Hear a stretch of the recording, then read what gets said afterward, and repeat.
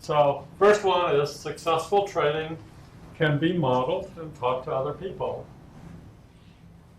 And we've already gone over the modeling process. You find out what people do in common, and then you get three core things: their beliefs, their mental strategies, and their mental state. And you teach other people to get into those.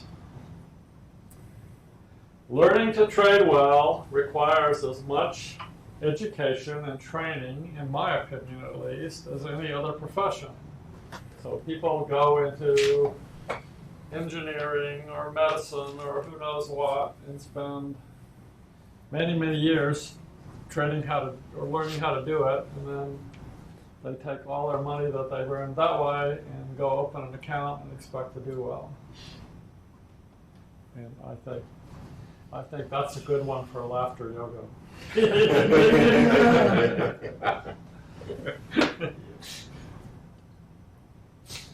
Third, you are responsible for what happens to you. The whole section we just did on mistakes, if you don't understand that you're responsible for what happens to you, you're never going to be able to fix your mistakes. And I don't have to say anything more than that, because hopefully you already see how critical that is. If just looking at the 92% mistake rate, or efficiency, so you're making 8% mistakes, and then what? And then it costs you 20% of your gains or something. You really want to give up 20% of your gains?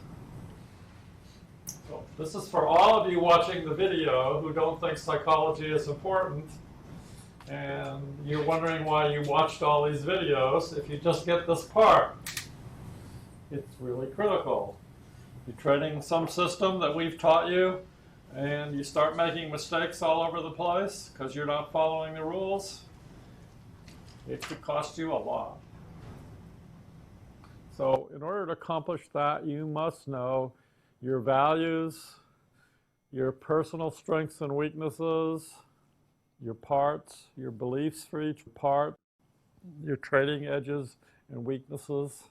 This is part of knowing who you are, and it's through knowing who you are that you begin to at least set up edges and things, find the right systems that you can trade without making mistakes. You can only trade your beliefs about the markets. You can't trade the markets themselves. So whatever the markets are ticks and things going back and forth. You trade a belief about the markets which are codified in language and symbolic in the meaning you give to things.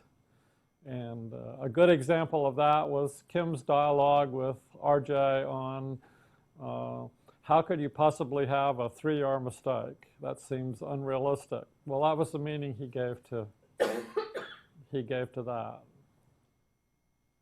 And not meant as, it's just an example of how we all give a certain meaning to a certain thing. And so he was looking at that and saying, how could it possibly be 3R?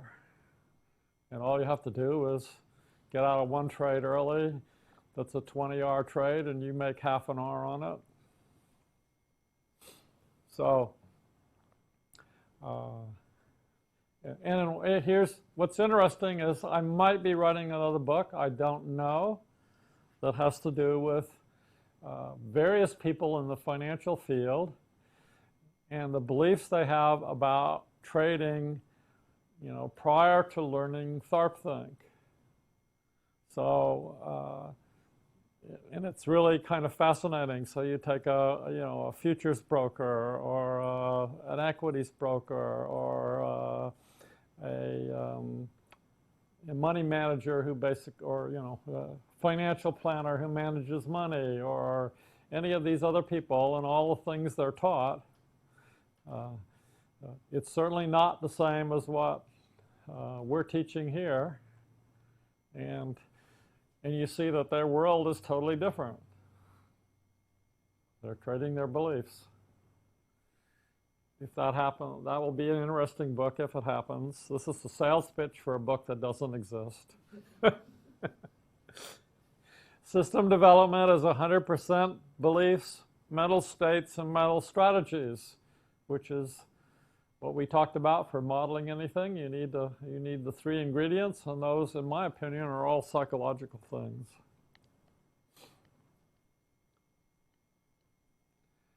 So you must know your personal criteria for trading a system. Your decision-making strategy, your convincer strategy, and we already talked about those things in another section. Those are all internal things, not external things. A mistake means not following your rules. And so if you don't have rules, everything you do is a mistake.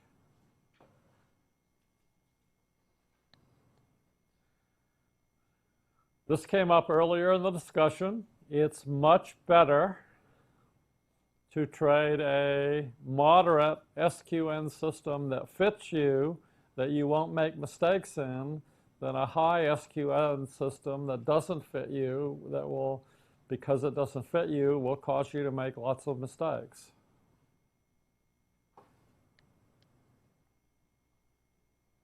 When you understand personal responsibility, you can reduce your mistakes. Really said that twice, but it's important enough that it's worth saying twice with different words, because maybe somebody will get it the second time. Repeating the same mistake over and over again is self-sabotage. So if you want to work on self-sabotage, work on not repeating the same mistakes over and over again. And when you figure out what leads to those mistakes, like it might be certain beliefs or a feeling that comes up that, you know, you've got to be right, or you get excited, or fear comes up, or some other emotion, then that's what you have to do to correct the mistake. Get rid of those kinds of feelings or beliefs that get in the way, that cause you to make the mistakes in the first place. So that's a good way to think about self-sabotage, is repeating mistakes over and over again. If you don't recognize it, then you have no clue that you're self-sabotaging. So a trader who makes one mistake in every 10 trades is 90% efficient. And that 10% drop in efficiency could be huge, with the consequences listed. Make him a losing trader, abandon a good system. 50% of system development is objectives. When when we teach the system seminar, part of it is understanding that you can design a good system for any given market type, and it's going to be different for each market types. But the other part of it is really understanding and getting into your neurology the importance of objectives. Because until you get that, you're kind of just fooling around. And if all of this is made up, I really don't know right now, but it seems like there's a possibility that if you have strong objectives and intention, then maybe that's why you meet them. And if you don't have objectives, that's probably why you don't meet them. So, and they could be stated in terms of desired gain, maximum drawdown, the relative importance of each, but also the way you want to trade, things you want your system to do. So there's all sorts of objectives within the construction of a system too. Your objectives should address your beliefs, what fits you, how you want to trade. So double, double, double, double, or maybe that's 100 times stress the importance of objectives. There are as many objectives as there are traders. And we illustrated that by just looking at, you could have drawdowns that go from 0 to 100% and any gradation in between. You could have a goal that went from plus 1% to 1,000% or 1,000,000% even, and all the little gradations in between. You could have probabilities on each one and combinations of how much you want each one. So even with just using drawdown and gain and how you weight them, you could have different objectives for every single trader.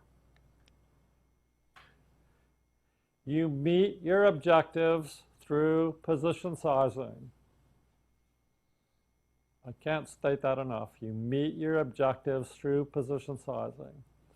And I find that even sophisticated trading authors who really understand position sizing, what they'll typically do is tell you what their objective is. They'll say something like, I want to make as much money as I can and totally eliminate the possibility of a catastrophic loss. You know, that's a pretty global definition of objectives that somebody who doesn't totally understand them would give, but they'd say, that's what, that's what I do with position sizing. But you could have another author who said, my goal is to never lose money. That's a whole different objective, and you'd also do that through position sizing. So when you get this, it really changes the importance of systems and emphasizes the importance of position sizing strategies. So your performance as a trader is basically due to your psychology, your position sizing strategy, and your efficiency as a trader.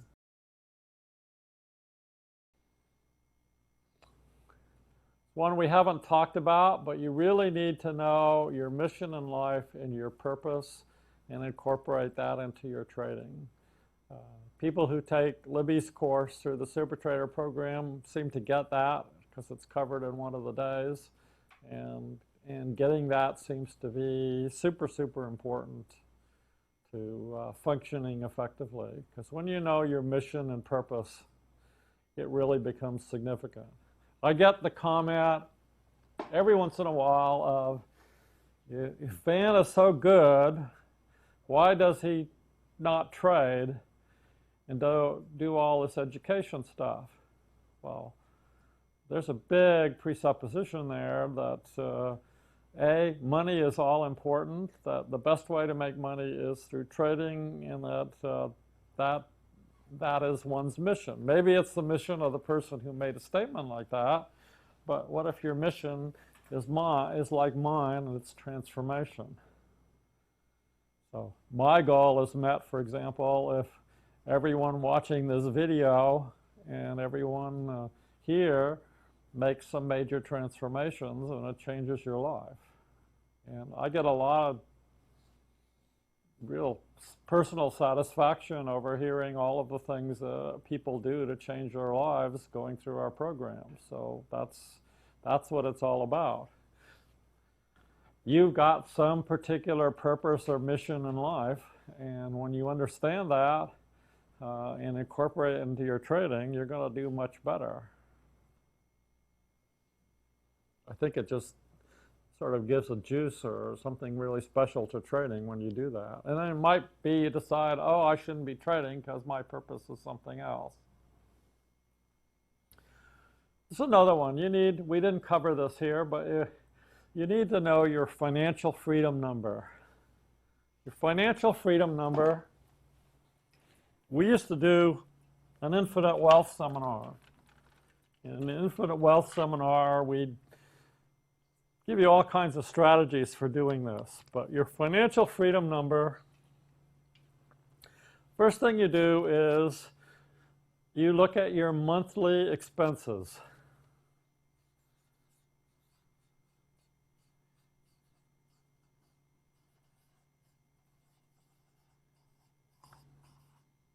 And let's pick a round number and we'll say it's $5,000 per month. Next thing you need to do is look at your passive income. Now I'm going to define passive income. Passive income is typically dividends, rents, royalties, things like that. But even those require work. So if you think passive doesn't require work, you're wrong. It doesn't require as much work. So I'm going to say anything you do that only requires a couple of hours work a day. For example, if you were a day trader and you got up and you traded for 1 hour or 2 hours each morning, and then you went away and did other things, and you say made 5 hours every day, that would be pretty good passive income. So let's say your passive income is, just as a round number, $3,000. The difference is $2,000. So what this really means is that you're $2,000 away from financial freedom. You're not financially free because you have to work hard or something. You have to do regular work to get that $2,000 a month.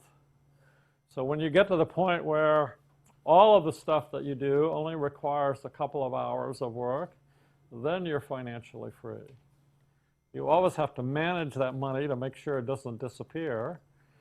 So I was watching American Greed last night with several people with Ponzi schemes and hearing about people who'd inherited or made some big windfall, and of course then they give it to a con artist who wipes it all away. Whereas if they understood this principle, they're giving it to a guy who's supposedly making 20% a month. $2 million, say, goes to a guy who's making 20% a month. If you understand that you only need this much to be financially free, you can figure out a lot of safe ways to put that money and diversify a little bit and stay financially free, and your chances of staying financially free the rest of your life are pretty good. So this is an important point. And it's interesting because when I used to teach this, people would figure out, oh, I'm financially free. And then you go, do you like what you keep doing? No. Why do you keep doing it? Well, I want to get many times financially free. The idea first came from, Buckminster Fuller basically said, if you have $60,000 in the bank and you spend $5,000 a month, then you've got 12 months of freedom. And if you're only going to live 12 months, then you're financially free, of course. But he had this concept, and then so you could take it a step further and basically say if that 60,000 could earn a certain amount of money, then that could be applied to what you need. So. If a trader only trades the opening hours for 2 hours a day, does that also belong to passive income? Officially, no. Officially it's earned income or it's trading income. Well, you could call it, they call it a capital gain, so it's not necessarily subject to Social Security and stuff, but it depends on how it's done for you. But my definition of passive income was different than most people's. My definition depends on the amount of time it takes. That's what I said. In your definition, is my example. I understand my example just. Yeah, if you have to work, if you work at a job and you spend 8 hours plus a day on the job, then that's working for a living. If you can get the same living working 2 hours every day, then I would be much more willing to call that passive income. And the reason I'm willing to make that exception and say it that way is because I don't know a form of passive income that doesn't require some work. So you have rentals, house rentals, you got to do work because you've got to manage your tenants, and if a tenant comes and wrecks your house, you've got a pain in the neck to fix that, and so you've got to manage that. If you've got, a nice dividend-paying stock, and then it starts to decline in value, you've got to manage that. It won't be that good if it starts to decline in value. Something's wrong, and maybe they'll cut their dividend back. If you've got royalties, you had to do something in the first place to produce the royalties. And, if it's book royalties tend to decline with time. So you could have lots of book royalties, but you need to keep doing it in order to get the... So you'd have to spend a certain amount of time writing books. You write a book, and maybe you get book royalties for 10 years. So every one of them requires some sort of work.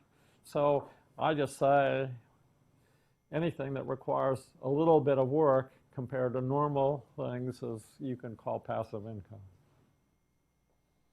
So that's my definition. And if you understand this, it changes the trading game. Then you realize, oh, well, I'm just doing this because I like to work, or I like this work game that I'm playing. Because you got enough money to live on, you never have to work. You never have to work again. Why are you doing it? Because you like to, I guess. Or Robert Kiyosaki said, because we used to do some workshops together. We did the Infinite Wealth workshops together, and if you know, he has the cash flow game. And the cash flow game is, there's an inner circle called the rat race, and the purpose of the rat race, you got to get out of the rat race when your passive income is greater than your monthly expenses. And then you play in the outer circle, and in that particular game, the outer circle is very boring. So, people do it, and maybe in life sometimes the outer circle can be very boring, so people have to have something to do. But when you realize you have a choice, you can do anything, and it might not be what you're doing. And many people are unaware that they even have a choice. So this is the purpose of TharpThink, is partly to increase, and transformation is to increase awareness. I just said all that. Never open a position in the market without knowing your initial risk. We call that R. Limit your risk or loss to 1 R or less. Make sure your profits on the average are bigger than 1 R. So the last 2 points are the golden rule of trading.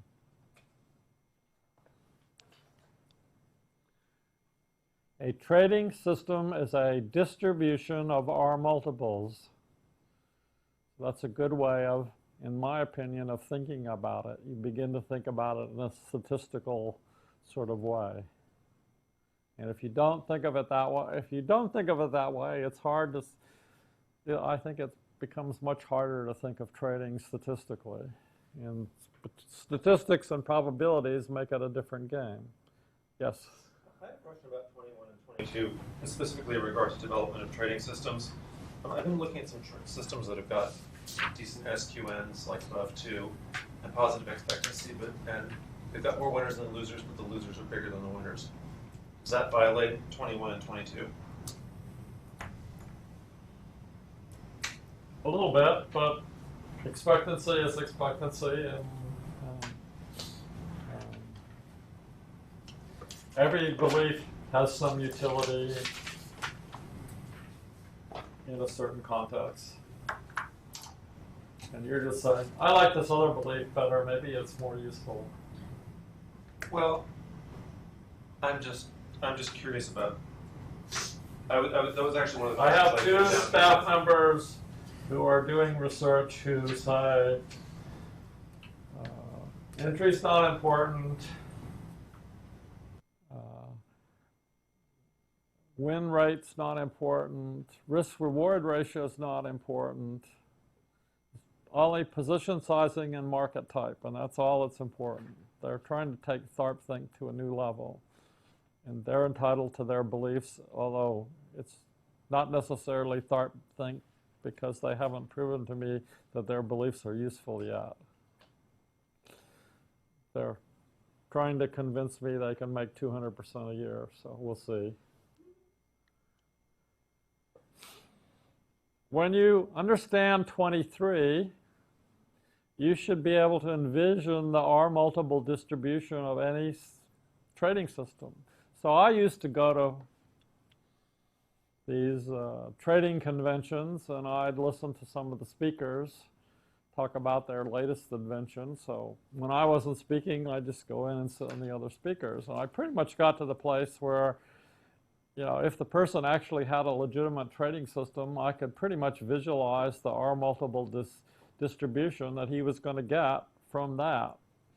And that was a very useful skill, and I don't think too many people had it, but it just comes from thinking about R multiple distributions.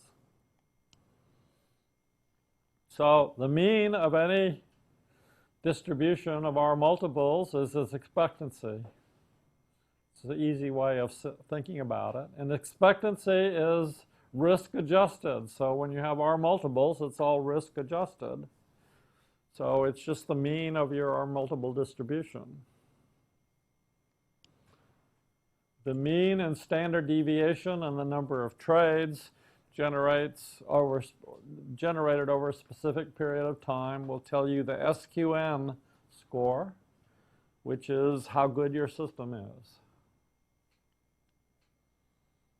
And your SQN score tells you how easy it is to meet your objectives through position sizing. But the system itself has nothing to do with meeting your objectives.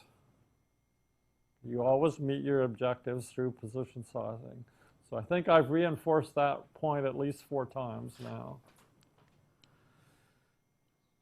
Systems.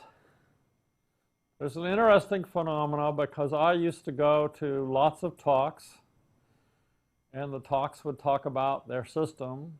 Quite often, it wasn't much more than some great entry technique.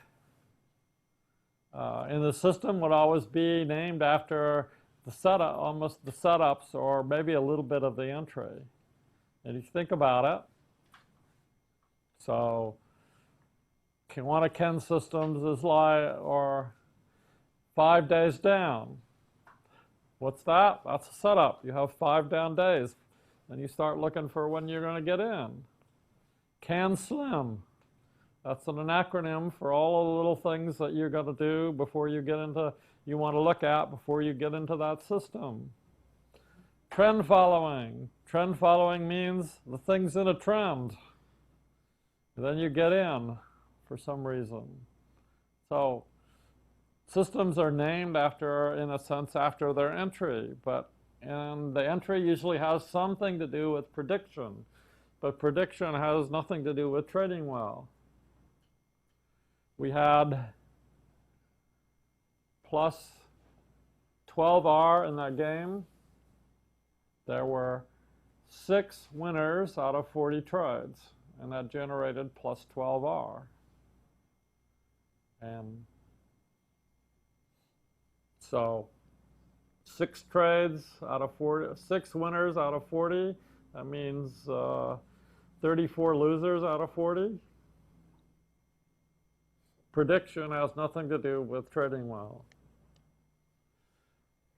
System performance has to do with managing risk or controlling risk, managing your position through your exits.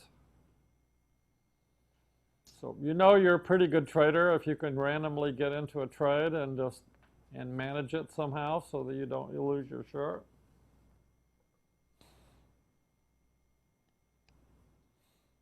Like, for example, have you ever been in a trade and you went buy 5,000, but the wrong button was hit and you sold 5,000 instead?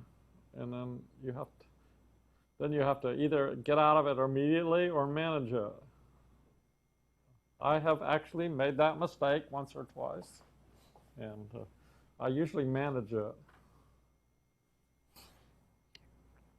Good traders understand the big picture, know how to measure it, and know when it changes. And much of the big picture has to do with market type. And market type doesn't predict, it just describes the current conditions. So I write a update every month that gives me some idea of the big picture. It gives me the market type, and it tells me things like what's inflation doing, what's the dollar doing, what are various kinds of markets all over the world doing, and just gets an overall picture of what's going on. I find it very useful to have that information in the background. Do you do that once a month? My newsletter, there's a call every first Wednesday of every month. There's a SQN report and a market update. Your husband's been keeping this from you. No, I subscribed before coming over here, Oh, okay. but that was just for basic also. All right. Well, it's there. There are 6 different market types: bull, bear, sideways, under quiet and volatile conditions. And these are all quite different.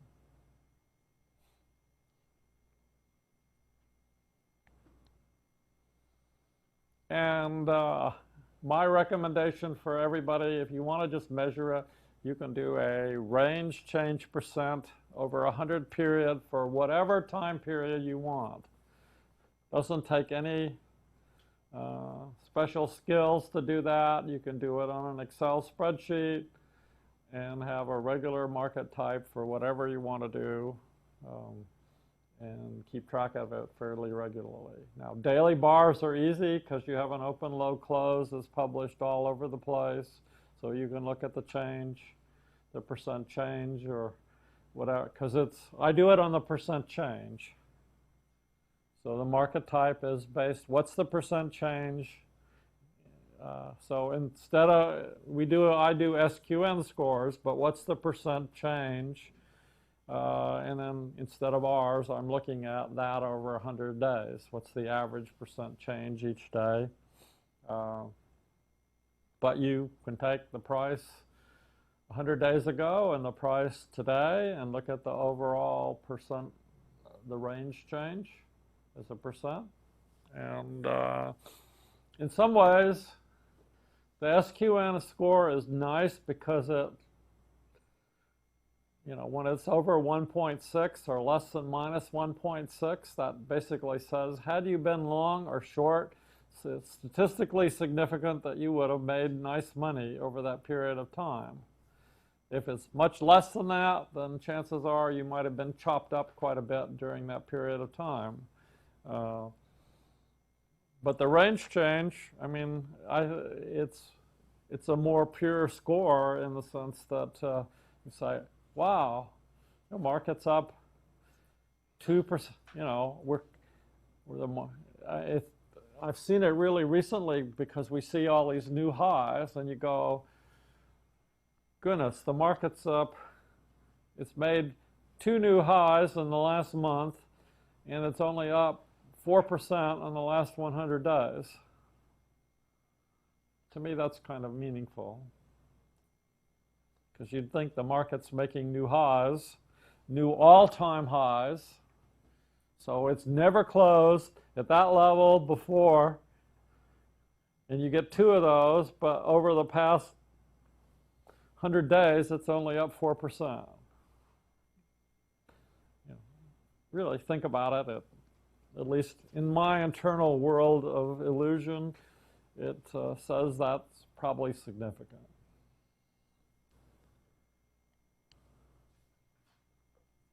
It's easy to develop a holy grail system, which means a high SQN for any one market type.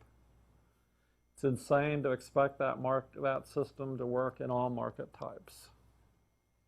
And the biggest mistake, or at least one of them that people make, is to try to fit one system into all market types.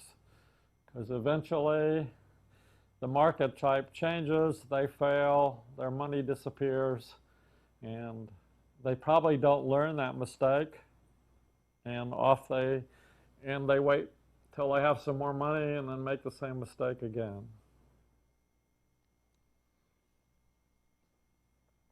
This is pretty obvious, but only trade the system for the market type for which it was designed.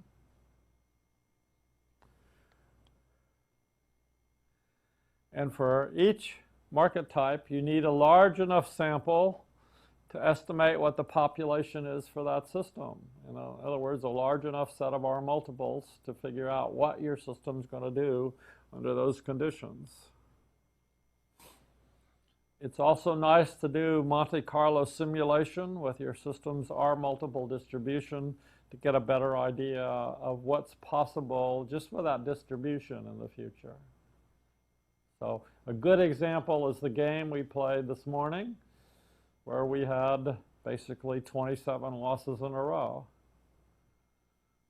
You probably would not have looked at that system and thought 27 losses in a row are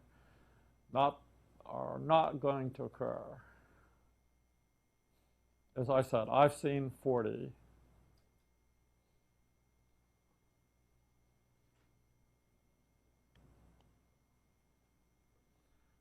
And number 30, the Monte Carlo systems won't work unless you have an adequate sample of the population.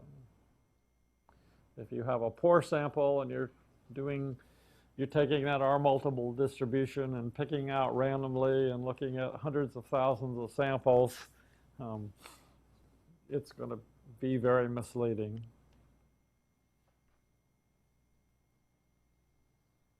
There are many different trading games in the world. They have different rules for how to win. And you won't win them because they weren't designed for you with the average person in mind. So, for example, we have a bank trader in the room. The bank trader plays different games than we do. Bank traders, for example, make markets. Most of the money they make comes from making markets. And for some reason, they're also expected to trade, so they'll understand the markets. But you have to really understand that they make most of their money through making markets. Is that a correct assumption? Sure. Yeah. So it's a different game. People win Nobel Prizes in economics to do research about principles that support what big money does. I think these principles are pretty good. I don't think I'll ever win a Nobel Prize. I don't think I'll even be nominated. And I won't be very sad if it doesn't happen, but I would like the $1 million.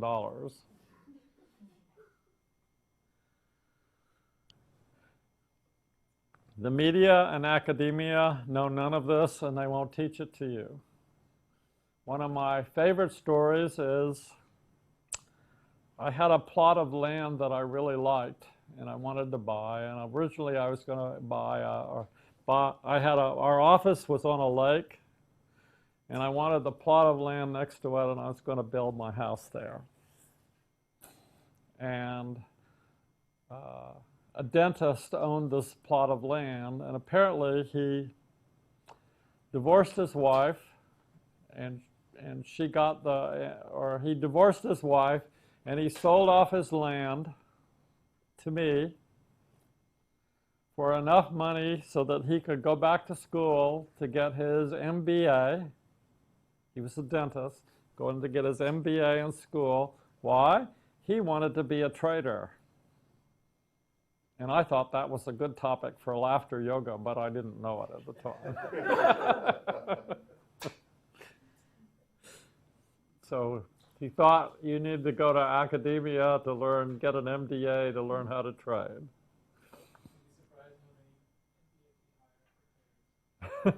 Well, yeah.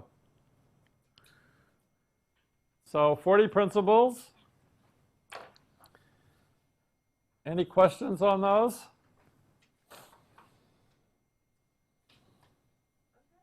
Question about like core principle number 18 about your mission and your purpose in mind and how that incorporate that into your training.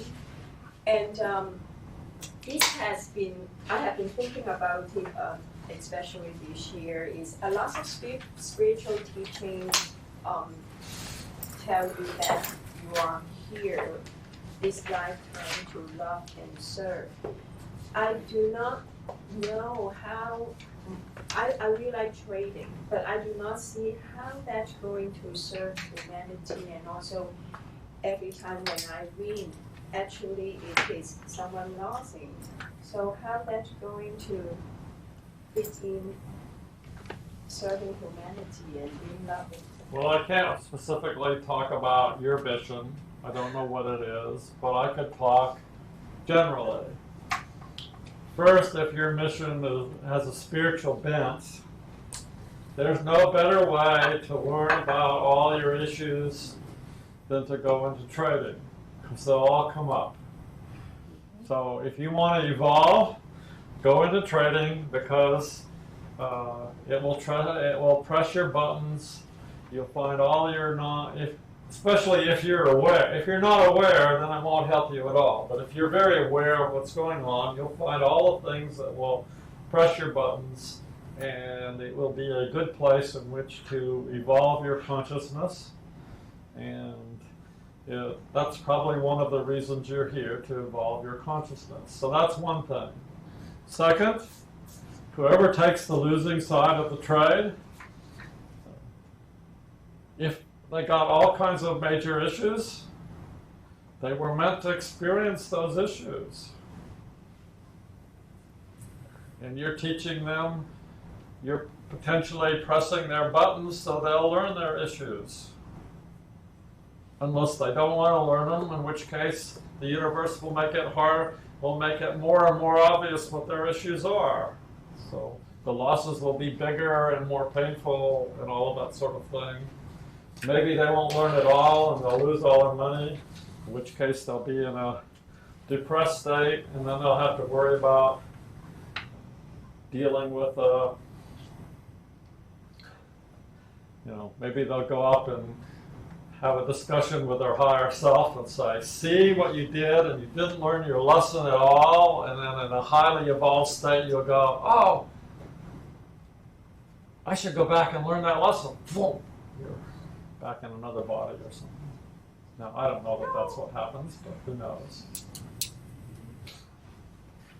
For me, So better to learn it now, if that's the case, and I like that explanation better than alternatives like, oh, you were in a bad place and now you're going to burn in hell forever, or you're in there's nothing and you're not going to survive, and you led a miserable life and now you're going to dust. So, and that's not my experience of what goes on anyway. So, and then plus, if you've got a mission to do well and you make money, you use the money to help other people. And if it only takes a couple hours of your day, you can devote the rest of that time to helping. Yeah, I hadn't even thought about that one. Thank you, Deja. yeah, thanks. Yeah. So if you only takes you, I'll just repeat it for the audience. If it only takes you a couple of hours a day, then you've got a lot of time to help other people.